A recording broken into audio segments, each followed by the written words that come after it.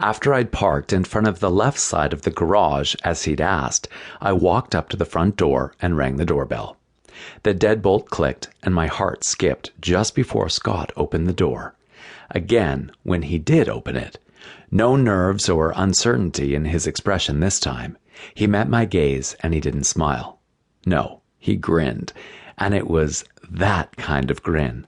The kind that made me wish I had the nerve to suggest what I hoped he already had in mind. It didn't hurt that he had on his glasses, which made me just a little weaker in the knees. He gestured for me to come in. Almost ready to go. I was finishing up some work. Got carried away and lost track of time. I raised an eyebrow. Work? I hope you don't bring all your work home with you. Well, yeah, he deadpanned as he closed the door behind us. Why do you think I have a 2-car garage? Uh-huh, he chuckled. No, I do the books for the business. Our last bookkeeper retired, and my dad hasn't hired anyone else to fill her spot. He rolled his eyes. I think he just likes having me do it. I hope he pays you extra for it. Oh, he does, but I'm not getting a bookkeeper's salary or anything. And here I thought your job didn't involve all this paper-pushing nonsense the rest of us lesser mortals are stuck with. Pfft, I wish. He scowled at the stack of folders on the coffee table beside his computer. Still a business, and paperwork keeps businesses alive. I sighed wistfully and put a hand to my heart. You've just shattered my illusion about your job, Scott. I don't think I'll ever be able to look at it the same again. He gestured at the stack again. Want to see the purchase orders for embalming fluid and... No, I put up my hands. Okay, you win. That's what I thought, he said, chuckling. Anyway, this, he made a sweeping gesture around the room, is my place, and that, he pointed at the content-looking cat with a smushed nose curled up on the love seat, is Morticia. Morticia? I eyed him. Seriously. Scott batted his eyes. What? Seriously? Hey, in my line of work, you have to have a sense of humor. I can only imagine. Trust me. He closed his laptop. Let me just go put in my contacts and we can get going. He disappeared down the hall, and I looked around the room, taking in all the signs of Scott's life. The wooden bookcases along one wall displayed various photos, mostly wedding portraits and school photos of kids who had to be related to him.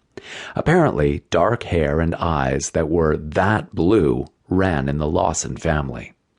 Over the fireplace was a framed print of a bald eagle grabbing a fish out of the water. Below that, on one end of the mantel, a pair of brass bookends neatly held a neatly arranged row of old, worn, leather-bound books. The other half of the mantel was bare except for a pair of wooden boxes with brass nameplates on them, beside a framed snapshot of Scott, sharing a recliner with a pair of black and white tuxedo cats. I looked closer at the nameplates on the boxes. One read Trouble, the other The Instigator. My gaze shifted to a snapshot, back to the boxes, back to the snapshot. Oh. I turned away from the mantel and paused when I made eye contact with the very much alive feline glaring back at me from the love seat. She was one of those fluffy, grumping-looking Persian or Himalayan things with the turned-up nose, the kind that always looked like they were peering at everything around them with disdain. Pretty cat, kind of like a Siamese with a light-colored coat and dark face and paws. But if looks could kill... Apparently, she'd given me enough of her disdain because she turned her attention to licking her paw.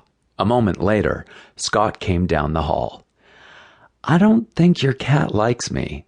I nodded toward the offending creature. He stiffened. What did you do to my cat? What? I showed my palms. I didn't even touch her. Well, there's your problem. You probably made her feel neglected.